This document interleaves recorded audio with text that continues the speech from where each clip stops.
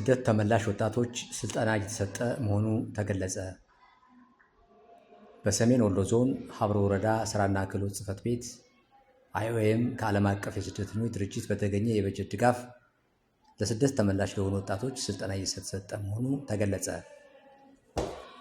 የሀብሮ ወረዳ ስራና ክህሎት ጽሕፈት ቤት ኃላፊ አቶ ይበልጣል እንደገለጹት ዓለም አቀፍ የስደተኞች ድርጅት በሀብሮ ወረዳ ውስጥ ገራዶና ጥልፌ ቀበሌ ላይ አመርቂ ስራዎችን እየሰራ መሆኑን ጠቁመው ድርጅቱ ለ22 ስራ አጥ ወጣቶች በመርሳ ግብርና ቴክኒክና ሙያ ኮሌጅ ስልጠና እየተሰጠ መሆኑን ገልጸዋል። የመርሳ ግብርና ቴክኒክና ሙያ ኮሌጅን አቶ አለሙ ወረታ እንደገለጹት ከሀብሮ ወረዳ ስራና ክህሎት ጽሕፈት ቤት ጋር በርካታ ስራዎችን እየሰሩ መሆናቸውን ጠቅሰው በዓለም አቀፍ የስደተኞች ድርጅት ስልጠና እንዲያገኙ የተረከብናቸው ወጣቶች በብቃት ስልጠናውን ወስደው ለምረቃ እንደሚበቁም ገልጸዋል። አቶ አለሙ አያይዘው ኮሌጁ መደበኛ አሰልጣኞችን ከደረጃ 1 እስከ ደረጃ 4 ተቀብሎ እየሰጠ መሆኑን ገልጸው አዲስ የሚመጡ ሰልጣኞች በስታንዳርዱ መሰረት እየተቀበሉ መሆኑን ጠቁመው ሰልጣኝ ተማሪዎችን ለመቀበል አሁንም ኮሌጁ በሩ ክፍት እንደሆነም ጠቁመዋል። ያው በ2018 ዓመተ ምህረት መደበኛ እና ባጫጭር ስልጠና እንዲሁም በኢንዱስትሪ ኤክስቴንሽን አገልግሎት ስራችንን ጀምረናል። ያው በመደበኛ ሰልጣኝ ነባር ሰልጣኞችን መዝግበን ስልጠና የጀመሩ ሲሆን አዳዲስ ሰልጣኞች ደግሞ ምዝገባ ላይ ነን። ያው በፌዴራል እና በክልል ደረጃ በወጣው መቁረጫ ነጥብ መሰረት ሰልጣኞችን እየመዘገብን ያለንበት ሁኔታ ነው ያለው።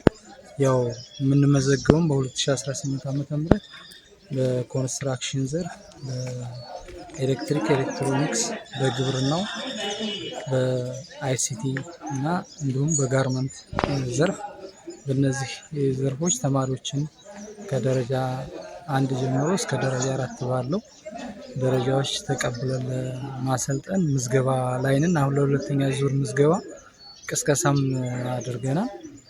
ተማሪዎችም እየተመዘገቡ ያሉበት ሁኔታ ነው ያለው እና ያው 12ኛ ክፍል የጨረሱ በመርሳም በሀብሮ ወረዳም እና በሌላም አካባቢ ያሉ ስልጠና ፈላጊዎች መጥተው ስልጠናቸውን ተመዝግበው መውሰድ የሚችሉበት ቅድመ ዝግጅት አድርጓል። ኮሌጁ ምዝገባውን እያካሄደ ነው፣ እየተቀበለም ያለበት ሁኔታ ነው ያለው። ሌላኛው ነባር ሰልጣኞች ያው ገብተው ስልጠና ጀምረዋል። ከ2017 ወደ 2018 የተሸጋገሩ ማለት ነው። በሌላ መንገድ በአጫጭር ስልጠና ከሀብሮ ወረዳም ከመርሳ ከተማም ተመልምለው ለሚመጡ ስራ አጥ ወጣቶች ስልጠናውን እንሰጣለን። አሁን ከIOM ጋር ተባብረን በትብብር ከሀብሮ ወረዳ ተመልምለው የመጡ ገራዶ ቀበሌ ተመልምለው የመጡ ሰልጣኞችን በልብስ ስፌት እና በቧንቧ ስራ ማለት ነው ኮንስትራክሽን ዘርፍ ላይ በፕላምፒንግ እና ሳኒተሪ የሚሰለጡ ሰልጣኞች ገብተው አሁን ስልጠናውን እየሰለጠኑ ነው። ለዚህ ስልጠናም የሚሆን በቂ ግብአት በIOM በኩል ድጋፍ ተደርጎልን ተረክበናል። ስልጠናውን አሁን ቲዎሬቲካሊውን ፕራክቲካሊውን ሰልጣኞቹ እየሰለጠኑ ያሉበት ሁኔታ ነው ያለው። የሀብሮ ወረዳ ስራና ክህሎት ጽሕፈት ቤት የተመላሽ ሰራተኞች ድጋፍና ክትትል ባለሙያና የትምህርት ስልጠናና ቡድን መሪ ተወካይ አቶ ታመነ በመርሳ ግብርና ቴክኒክና ሙያ ኮሌጅ ብቁ መምህራኖች ከ30 እስከ 45 ቀን በጨርቃጨርቅና በቧንቧ ውሃ ስራዎች ስልጠና የተሰጣቸው ያሉ ወጣቶች ስልጠናውን ሲያጠናቅቁ በሰልጠኑት ሙያ የመልሶ መቋቋም ስራ እንዲሰሩ ጠቁመው ስልጠናውን በብቃት እንዲያገኙ ከ1.5 ሚሊዮን ብር በላይ የሚገመት የማሰልጠኛ ቁሳቁስ ድጋፍ ተደርጎላቸዋል ብለዋል። አያይዘውም አቶ ታመነ መንግስት ለሰልጣኞች የመስሪያ ቦታ የሚያመቻች ሲሆን ድጋፍና ክትትልም ያደርጋል ብለዋል። ዓለም አቀፍ የስደተኞች ድርጅት በሁለት ቀበሌዎች ይሰራል። እንደኛ ወረዳ 04 ገራዶ እና 028 ጥልፌ። ከዛ ለተመለመሉ 22 ስራ አጥ ወጣቶች የኢንተርንና የቴክኒክ ስልጠና በኮሌጅ ለመስጠት ነው።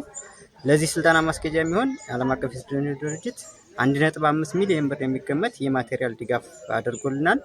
በዛ ማቴሪያል መሰረት ፕራክቲካሊ ስራውን በመስራት ለምሳሌ የተመረጡ ዲፓርትመንቶች ጨርቃጨርቅና የቧንቧ ውሃ ስራ ናቸው።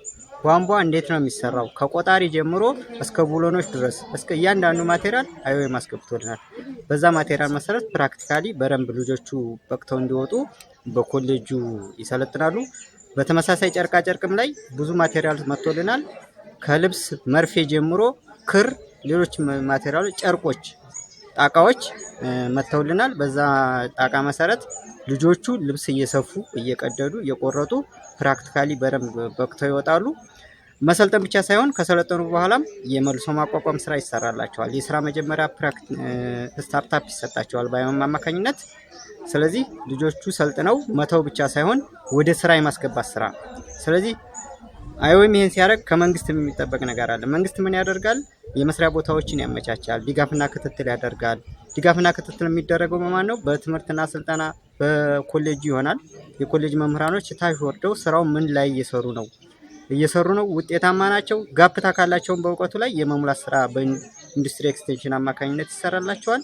ከዛ በመቀጠል ደግሞ ጽሕፈት ቤቱ ራሱ ባለሙያዎችን በማሰማራት ልጆቹ ምን ላይ ናቸው፣ ውጤታማ ናቸው የሚለውን ድጋፍና ክትትል ይሰራል። ስለዚህ ይሄ ስልጠና የሚቆየው ከ30 እስከ 45 ቀን የሚሆን ስልጠና ይሆናል።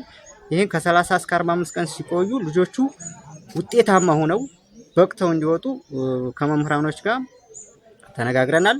እንደሚበቁም እርግጠኛ ኮሌጁ ያው ውጤታማ የማድረግ ችግር የለበትም። ምክንያቱም የግብርና ኮሌጅ ስለሆነ እነዚህን ስራዎች በደንብ ልምድ ያለው ኮሌጅ ስለሆነ ውጤታማ እንደሚሆኑ ተስፋ አድርጋለሁ። አመሰግናለሁ። በመጨረሻም ሰልጣኞች የበጀት ድጋፉን ላመቻቸላቸው ለዓለም አቀፍ የስደተኞች ድርጅት አይኦኤም ሙያዊ ክህሎት እንዲያገኙ በቂ ስልጠና እየሰጠ ላለው ለመርሳ ግብርና ቴክኒክና ሙያ ኮሌጅ እና ለሀብሮ ወረዳ ስራና ክህሎት ጽሕፈት ቤት ምስጋናም አቅርበዋል።